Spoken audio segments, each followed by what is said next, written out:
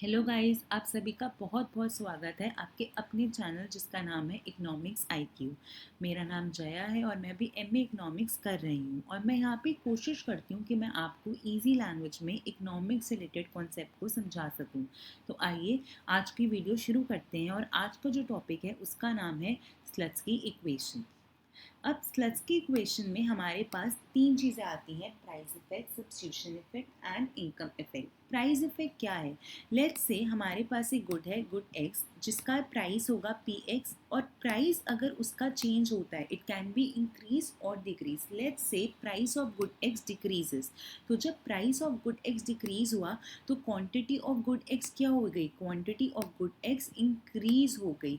जब quantity of good x increase हो गई तो इस इफेक्ट को मेजर करने के लिए हमारे पास जो इफेक्ट है वो है प्राइस इफेक्ट। तो प्राइस इफेक्ट क्या करता है? एक तरीके से मेजर करता है relationship between the price and the quantity demanded of good X. तो change in price of good X brings about a change in the quantity demanded of its citrus paribus. The change in the quantity demanded is called the price effect. यहाँ पे citrus paribus का मतलब क्या है? Keeping all the other factors constant. हमें पता है कि किसी भी गुड की डिमांड सिर्फ और सिर्फ उसके प्राइस पे डिपेंड नहीं करती, वो बहुत सारी दूसरी चीज़ों पे भी डिपेंड करती है, जैसे कि इनकम ऑफ द कंज्यूमर, या change in the price of the substitute good and the relative good, taste and the preferences of the consumer, या फिर size of the market etcetera. तो बाकी सारे फैक्टर्स को या बाकी सारे जो डिटर्मिनेंट्स हैं जो डिमांड को इफेक्ट कर रहे हैं उस गुड की, उन सबको हमने कांस्टेंट रखा है और सिर्फ प्राइस को हमने वेरिएबल रखा है। तो प्राइस के चेंज होने से क्वांटिटी डिमांडेड ऑफ गुड में क्या चेंज आता है, उस इफेक्ट को मेजर करने के लिए हम इस्तेमाल करते हैं प्राइस इफेक्ट का। अब price effect has two component, that is the substitution effect and the income effect. तो एक इक्वेशन बन जाती है कि price effect is equal to substitution effect plus income effect. अब हम आगे चलते हैं सब्स्टिट्यूशन इफेक्ट पे। सब्स्टिट्यूशन इफेक्ट क्या है? देखो, हमारे पास एक गुड एक्स है। अब गुड एक्स का एक प्राइस है P x. Suppose if the price of good P x is fall, मतलब जो पी एक्स है वो अब फॉल हो चुका है, तो हमें पता है कि quantity of Q x rise करेगी। बट वो क्यों राइज करी?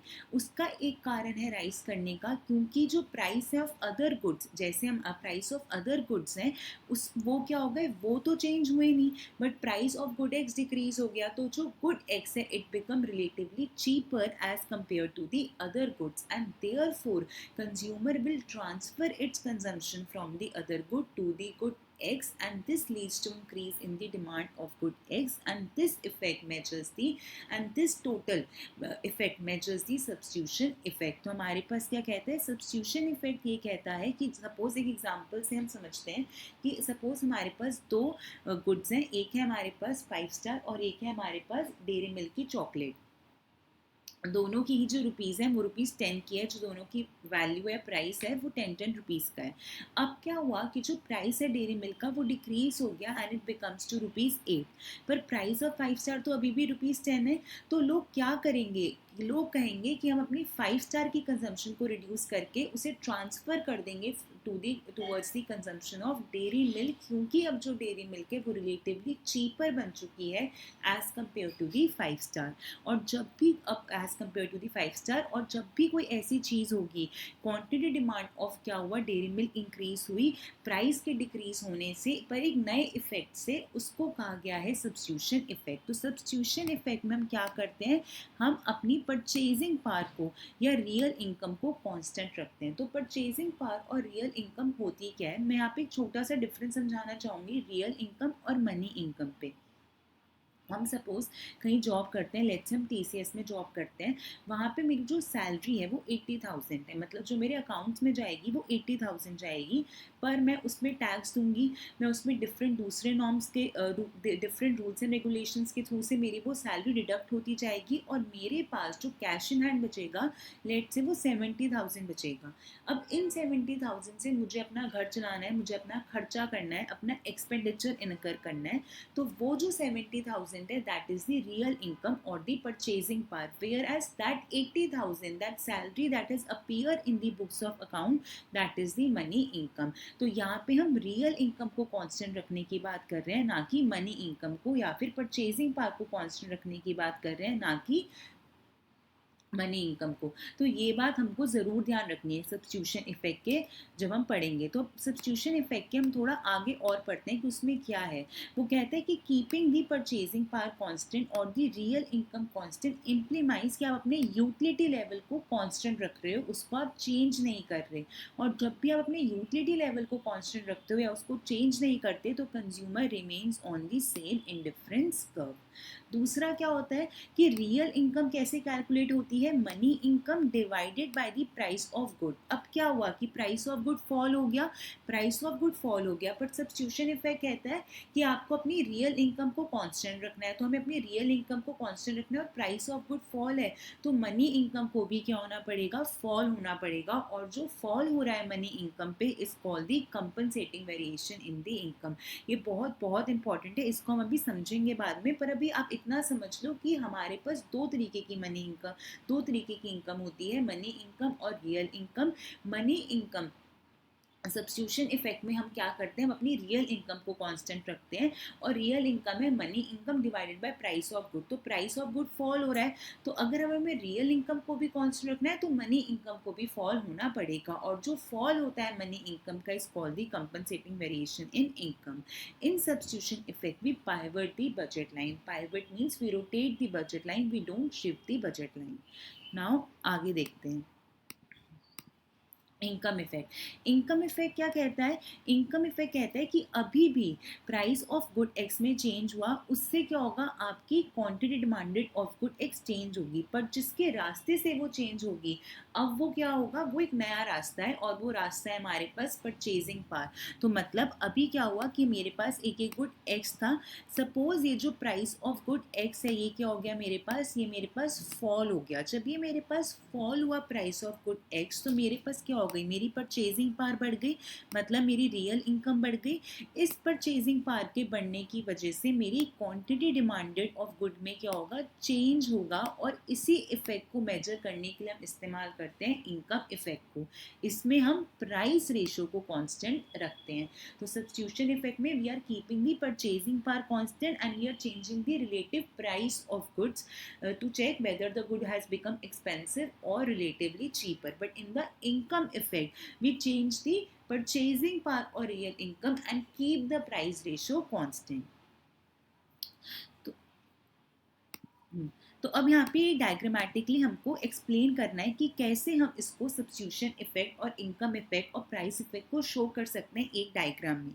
तो सबसे पहले हमारे पास क्या है, सबसे पहले हमारे पास है ये जो ML है, ये जो ब्लू कलर की बजट लाइन है ये हमारी इनिशियल बजट लाइन है। इस इनिशियल बजट लाइन पे हमारा जो इनडिफरेंस कर्व था वो ये IC1 था। वो क्या था, ये IC1 था।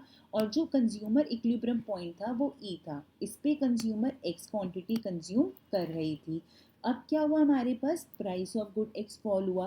तो जब भी price of good X fall होता है हमारी बजट लाइन क्या करती है, रोटेट करती है। अब वो कहाँ पे रोटेट करती है, इट रोटेट टूवर्ड्स राइट। तो वो ML से कहाँ पे आ गई, ML2 पे आ गई।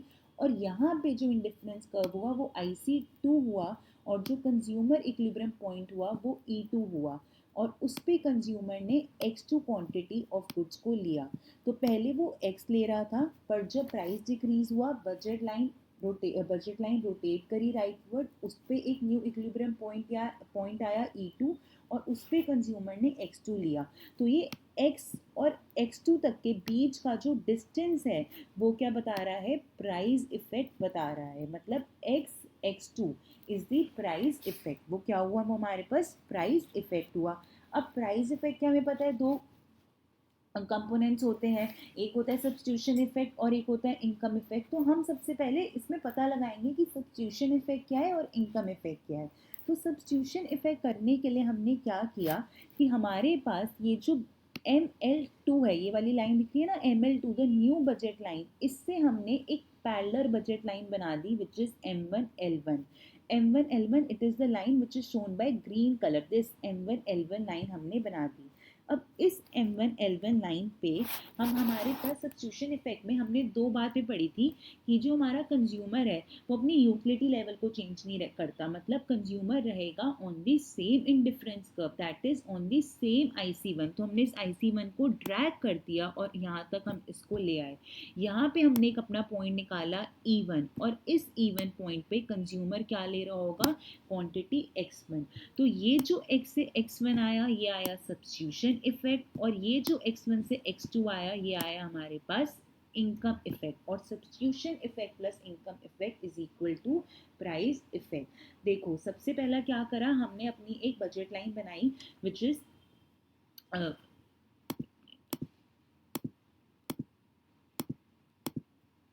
हमने अपनी बजट लाइन बनाई विच इज ML। उस बजट लाइन पे IC1 इन डिफरेंस का टेंजेंट था, वहाँ पे जो कंज्यूमर इक्विलिब्रियम पॉइंट बन रहा था वो E बन रहा था। Price of good X fall हुआ तो बजट लाइन ऑब्वियसली रोटेट करेगी, जब वो रोटेट करेगी राइटवर्ड की तरफ तो वो बन गई ML2। उस ML2 पे IC2 in difference curve tangent था और उसका जो इक्विलिब्रियम पॉइंट था वो E2 था। उस E2 पॉइंट पे कंज्यूमर X2 क्वांटिटी ले रहा था। तो ये जो X और X2 के बीच का डिफरेंस है या जो डिस्टेंस है ये क्या बता रहा है, प्राइस इफेक्ट बता रहा है। अब प्राइस इफेक्ट के दो कंपोनेंट होते हैं, substitution effect and income effect. तो सबसे पहले सब्स्टिट्यूशन इफेक्ट निकालने के लिए हमने क्या किया कि जो हमारी न्यू बजट लाइन है ML2 उससे एक लाइन बनाई parallel which is M1 and L1। अब जो हमने बनाई लाइन M1L1 लाइन पैरेलल बनाई, इस पे हमारा क्या होगा, इक्विलिब्रियम पॉइंट होगा। इस पे हमारा जो सब्स्टिट्यूशन इफेक्ट का इक्विलिब्रियम पॉइंट होगा। अब सब्स्टिट्यूशन इफेक्ट ये कहता था कि कंज्यूमर अपनी यूटिलिटी चेंज नहीं करता, which means consumer lie on the same indifference curve. तो हमने IC1 को ही ड्रैग कर दिया, और जब हमने IC1 को ड्रैग किया तो इस पॉइंट पे, सपोज इस पॉइंट पे हमने अपना, हमारे पास कंज्यूमर इक्विलिब्रियम पॉइंट आया और उस पॉइंट को हमने अपना नाम दे दिया E1।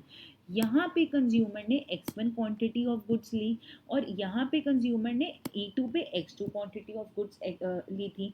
तो यहाँ से हो गया सब्स्टिट्यूशन इफेक्ट और ये हो गया इनकम इफेक्ट। जब इन दोनों को कंबाइन कर देंगे ये हो गया प्राइस इफेक्ट। तो यहाँ पे ऐसा होता है सब्स्टिट्यूशन इफेक्ट और इनकम इफेक्ट। ये डायग्राम बहुत बहुत इंपॉर्टेंट है, इसको देख लो। ये थ्योरेटिकल एक्सप्लेनेशन दे रखी है डायग्राम को, इसको आप खुद पढ़ना और उसके बाद अगर आपको समझ नहीं आता तो आप मुझे कमेंट सेक्शन में मैसेज कर देना, मैं आपको रिप्लाई कर दूंगी। चलिए अब हम आगे चलते हैं which is the sign of substitution effect and income effect. देखो सब्स्टिट्यूशन इफेक्ट क्या कहता है कि it always moves to the opposite to the price movement. कैसे, गुड एक्स है हमारे पास, suppose price of good X falls, तो जब price of good X fall हुआ हमारे पास तो क्या होगा, एक्स क्या बन चुका है, एक्स चीपर बन चुका है, X becomes cheaper as compare to other goods. तो X has become cheaper as compare to other goods. तो वो जब चीपर बन चुका है तो लोग अपनी क्या करेंगे, कंजम्पशन को ट्रांसफर करेंगे from other goods to the good X, और उसकी वजह से क्या होगा, क्वांटिटी ऑफ गुड एक्स क्या हो गई, राइज हो गई। तो जब quantity of good x rise हो गई है हमारे पास, पी एक्स फॉल हुआ और quantity of good x rise हो गई, तो अपोजिट मूवमेंट हुई नहीं हुई, हुई ना। तो बस वही है, the substitution effect always moves opposite to the price movement and we can say that substitution effect is negative. कि सब्स्टिट्यूशन इफेक्ट क्या है, नेगेटिव है। इसी तरह साइन ऑफ इनकम इफेक्ट क्या है कि the income effect can go either way, it may be positive और negative depending upon the nature of good. तो there are three types of good, normal good, inferior good and गिवन good. हम तीनों को एक एक बार करके पढ़ेंगे। सबसे पहले हम जो पढ़ने जा रहे हैं वो है नॉर्मल गुड। तो नॉर्मल गुड्स क्या होते हैं, सबसे पहले तो यही एक्सप्लेन करते हैं कि what is the normal good. Normal goods वो गुड्स होते हैं जिनकी डिमांड इंक्रीज होती है विद इंक्रीज इन इनकम। वो लॉ ऑफ डिमांड भी फॉलो करते हैं, जिसका मतलब ये है कि उनकी डिमांड इंक्रीज होगी विद डिक्रीज इन प्राइस। तो अगर मैं यहाँ पे कहूँ कि एक गुड एक्स है, तो अगर उसका price of good X decrease हुआ तो उसकी जो डिमांड है, मतलब जो क्यू एक्स है वो क्या होगी, वो इंक्रीज होगी। तो Q X will increase. Similarly अगर मैं इसको इनकम से डिनोट करूँ कि अगर income of the consumer increases, कि the income of consumer increases, तो quantity demanded of X will also increases. तो quantity demanded of x will also increases. So they are also following the law of demand, and they are also saying that with the increase in income, demand of the good also increases.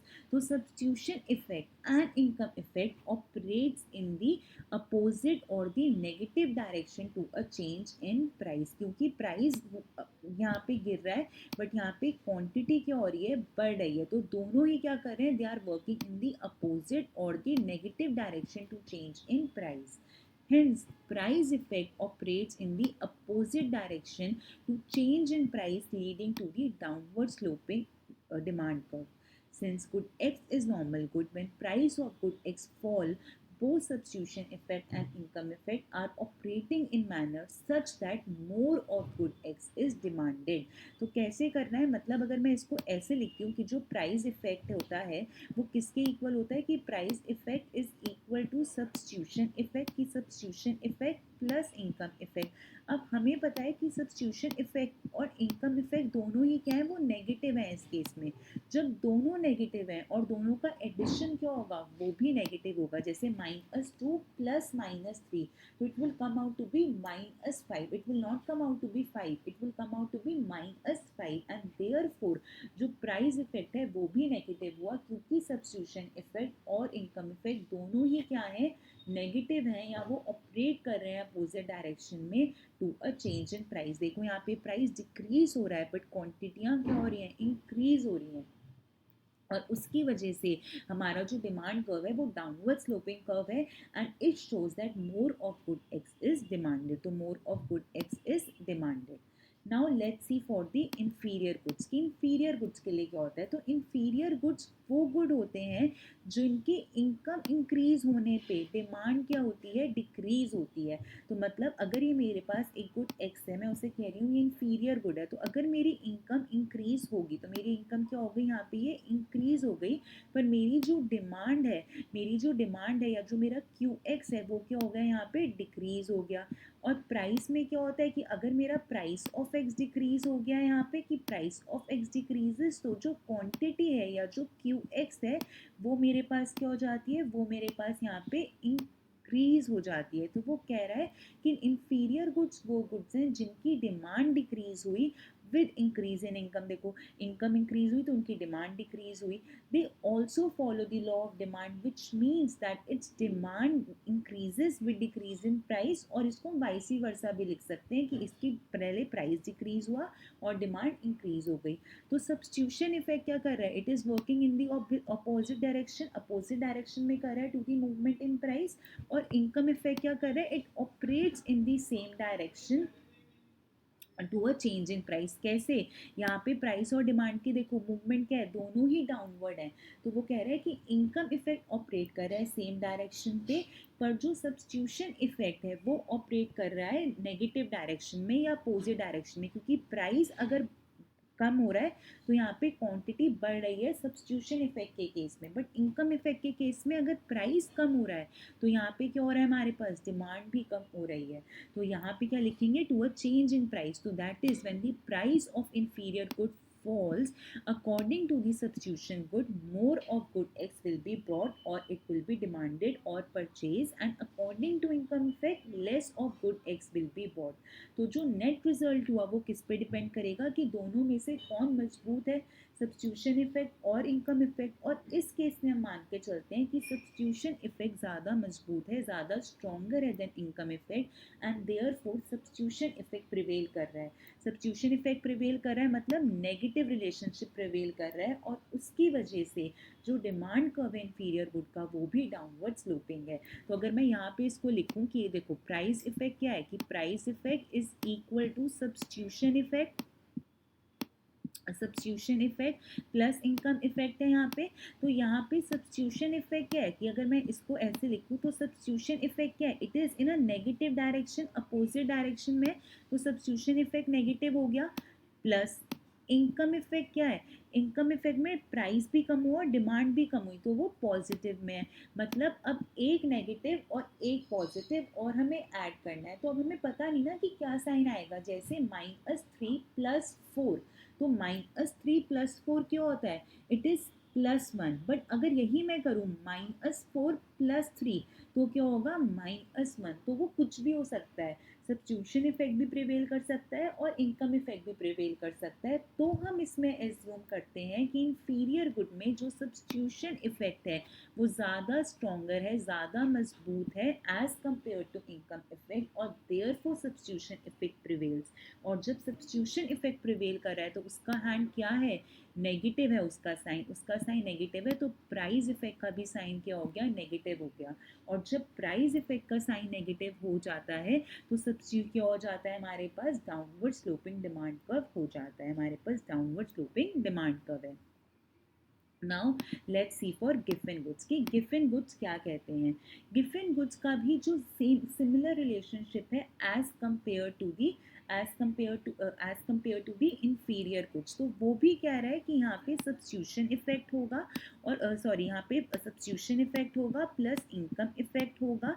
Substitution effect और income effect का combination बनेगा, या फिर जब हम दोनों को add करेंगे तो हमको मिलेगा प्राइस इफेक्ट। यहाँ पे सब्स्टिट्यूशन इफेक्ट क्या होता है, इट इज ऑलवेज नेगेटिव, वो हमेशा नेगेटिव रहेगा सब्स्टिट्यूशन इफेक्ट। और जो इनकम इफेक्ट है वो क्या हो जाएगा, वो यहाँ पे पॉजिटिव हो जाएगा। फिर से वही सिनेरियो क्रिएट हो गया कि सब्स्टिट्यूशन इफेक्ट का साइन आएगा या इनकम इफेक्ट का साइन आएगा। तो यहाँ पे हम मान के चलते हैं कि इनकम इफेक्ट ज़्यादा स्ट्रॉन्गर है as compare to substitution effect, तो यहाँ पे पॉजिटिव साइन आ जाता है प्राइस इफेक्ट का। और जब साइन पॉजिटिव इफेक्ट आ चुका है, या पॉजिटिव साइन आ चुका है प्राइस इफेक्ट का, तो अब हमारा जो डिमांड कर्व होगा वो अपवर्ड स्लोपिंग डिमांड कर्व होगा, और इसी को हम गिवन पैराडॉक्स कहते हैं। गिफिन पैराडॉक्स कहते हैं, और ये किसके नाम पे पढ़ा था, एस रॉबर्ट गिफिन के नाम पे पढ़ा था। किसके नाम पे पढ़ा था, ये एस रॉबर्ट गिफिन के नाम पे पढ़ा था। तो इंफीरियर गुड में और गिफिन गुड में जो सब्स्टिट्यूशन इफेक्ट है और इनकम इफेक्ट है उनका साइन सेम है, बट इंफीरियर गुड में हम ये मान के चलते हैं कि सब्स्टिट्यूशन इफेक्ट ज़्यादा स्ट्रॉन्गर है इनकम इफेक्ट की वजह से, तो सब्स्टिट्यूशन इफेक्ट का साइन प्रिवेल करता है, दैट इज नेगेटिव। और गिफिन गुड्स में हम ये मान के चलते हैं कि हमारा इनकम इफेक्ट ज़्यादा स्ट्रॉन्गर है as compare to substitution effect, तो हमारा इनकम इफेक्ट का साइन प्रिवेल करता है विच इज़ पॉजिटिव।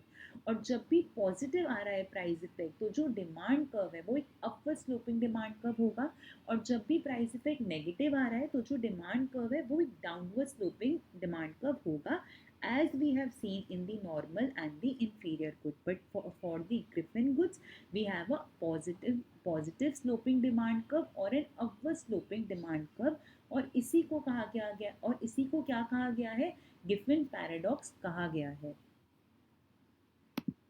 तो यहाँ पे ये टेबल है मैंने बनाई थी, देखो इसमें लिखा है substitution effect, income effect and price effect. यहाँ पे तीनों टाइप्स ऑफ गुड दे रखे हैं, normal goods, inferior good and गिवन good. Substitution effect is negative in all the three cases, income effect is negative in normal good but it is positive in inferior and गिवन good.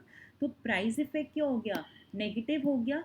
यहाँ पे price effect में हम negative का sign ले रहे हैं क्योंकि हम एज्यूम कर रहे हैं सब्स्टिट्यूशन इफेक्ट ग्रेटर है इनकम इफेक्ट से, और यहाँ पे प्राइस इफेक्ट में हम पॉजिटिव का साइन ले रहे हैं क्योंकि हम एज्यूम कर रहे हैं कि इनकम इफेक्ट ग्रेटर है सब्स्टिट्यूशन इफेक्ट से, या फिर सब्स्टिट्यूशन इफेक्ट कम इम्पैक्ट दे रहा है as compare to income effect.